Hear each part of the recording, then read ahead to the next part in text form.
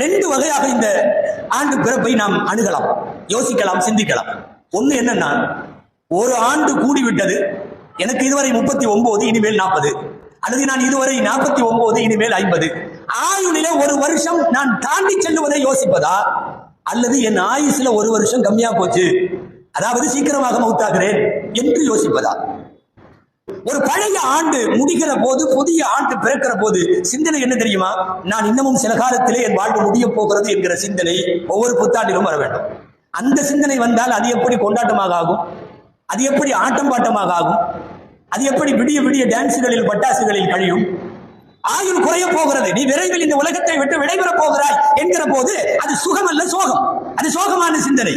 ஆனால் என்னமோ இவருக்கு இன்னொரு 10 வருஷம் எக்ஸ்ட்ரா நீ வாழ்ந்து போன அல்லாஹ் கொடுத்த மாதிரி இரவு முழுக்க ஆடுவதும் பாடுவதும் அர்த்தமில்லாத கொண்டாட்டங்களும்.